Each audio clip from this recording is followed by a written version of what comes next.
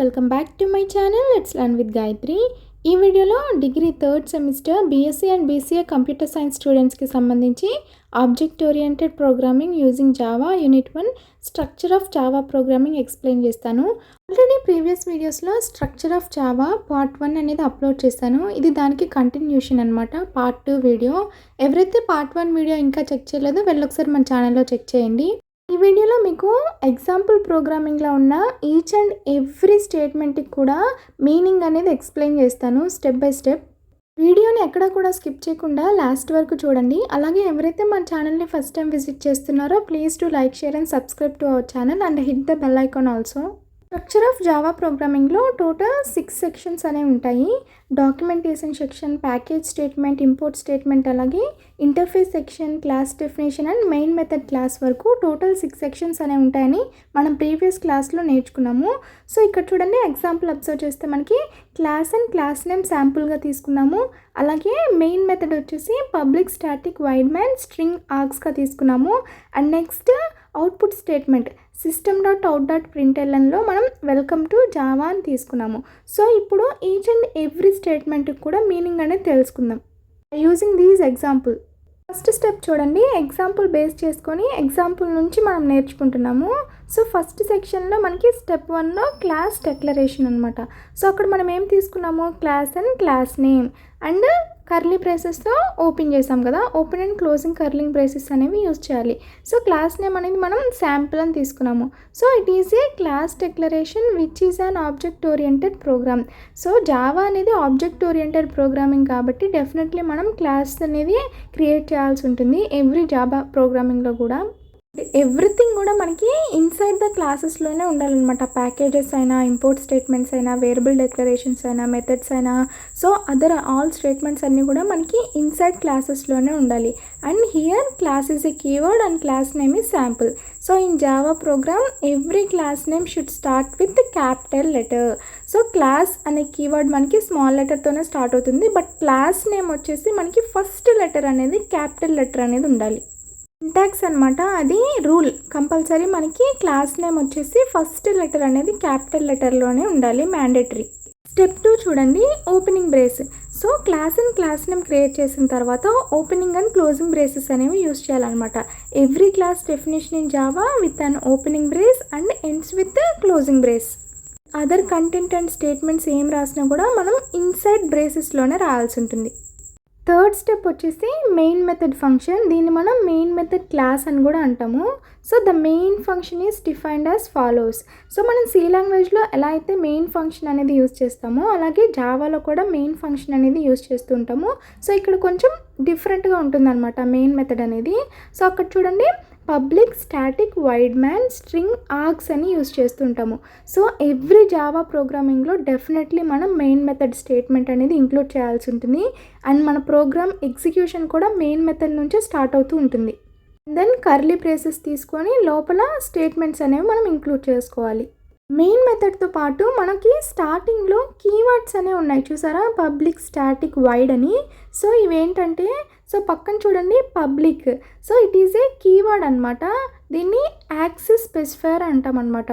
So it declares the main method as unprotected and therefore making it accessible to other classes. సో ఇక్కడ మనం public, జనరల్గా మనం social media అకౌంట్స్లో కూడా పబ్లిక్, ప్రైవేట్ ఇలా యాక్సెస్ స్పెసిఫైయర్స్ అనేవి యూజ్ చేస్తూ ఉంటాం కదా, సేమ్ ప్రోగ్రామింగ్లో కూడా అంతే అనమాట. సో ఇక్కడ పబ్లిక్ అంటే అందరికీ యాక్సెసిబుల్ అనమాట, విజిబుల్గా ఉంటుంది. ప్రైవేట్ అంటే ప్రొటెక్టెడ్గా ఉంటుంది. పబ్లిక్ అని యూజ్ చేసినప్పుడు సో అక్కడ యూజ్ చేసే క్లాసెస్ అన్నీ కూడా, మెథడ్స్ అన్నీ కూడా అన్ని క్లాసెస్ కూడా యాక్సెస్ చేయడానికి ఛాన్స్ ఉంటుందన్నమాట.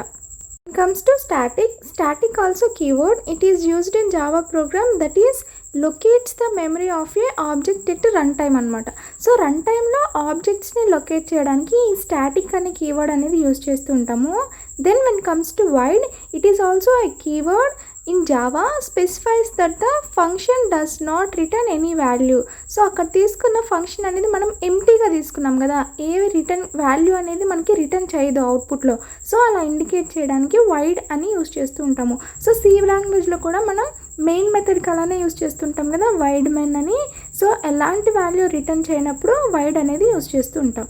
నెక్స్ట్ చూడండి public static void and then main string args అని ఉంది కదా. సో ఇక్కడ చూడండి the main method takes array of strings arguments through command line. So command line నుంచి మనకి స్ట్రింగ్స్ని ఆర్గ్యుమెంట్స్గా తీసుకుంటుంది అనమాట, ఎరే ఆఫ్ స్ట్రింగ్స్ని. When the program is executed in the command line. So command లైన్లో మనకి ప్రోగ్రామ్ అనేది ఎగ్జిక్యూట్ అయినప్పుడు ఇలా ఎరే ఆఫ్ ఆర్గ్యుమెంట్స్ని స్ట్రింగ్ ఫార్మాట్లో తీసుకుంటుంది అనమాట కమాండ్ లైన్ అనేది.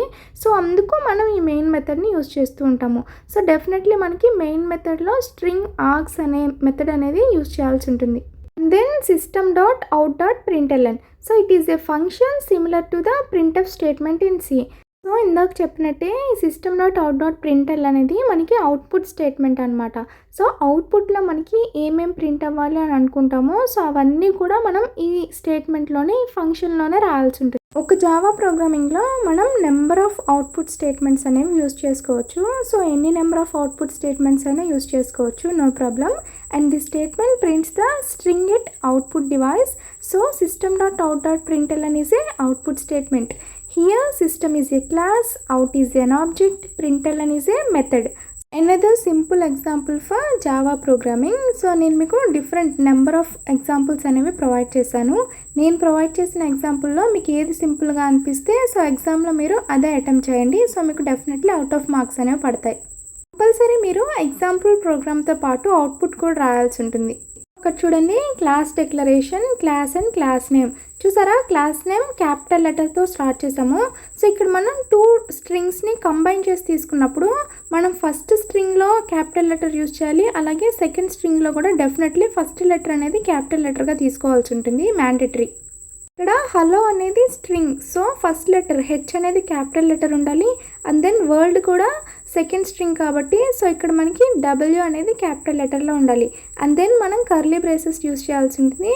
So opening and closing curly braces మిడిల్లోనే మనం main method and output statement అనేది ఇంక్లూడ్ చేయాల్సి ఉంటుంది. సో అక్కడ చూడండి మెయిన్ మెథడ్ వచ్చేసి public static void main string args. So then main method use చేసిన తర్వాత కూడా again opening and closing curly braces అనేవి యూజ్ చేయాల్సి ఉంటుంది. దెన్ అవుట్పుట్ స్టేట్మెంట్ system.out.printlnలో సో నాకు అవుట్పుట్ హలో వరల్డ్ అని ప్రింట్ అవ్వాలి కాబట్టి సో హలో వరల్డ్ అని మెన్షన్ చేశాను. ఫస్ట్ కంపైల్ చేసేటప్పుడు Java C class name dot జావాతో మనం కంపైల్ చేసినప్పుడు సో ఎర్రర్స్ ఏమన్నా వస్తే సో అక్కడ మనకి అప్పీర్ అవుతాయి. సో ఎర్రర్స్ రెక్టిఫై చేసుకున్న తర్వాత ఎగ్జిక్యూషన్ ప్రాసెస్ జరగాలి అంటే జావా స్పేస్ క్లాస్ నేమ్ అని టైప్ చేస్తే మనకి ఎగ్జిక్యూషన్ ప్రాసెస్ అనేది జరుగుతుంది. కోడింగ్ అనేది ఎగ్జిక్యూట్ అయ్యి అవుట్పుట్ అనేది హలో వరల్డ్ అని ప్రింట్ అవుతుంది. This is the whole execution process of A Java programme. అస్సలు మిస్ చేసుకోకండి, చాలా ఇంపార్టెంట్ క్వశ్చన్.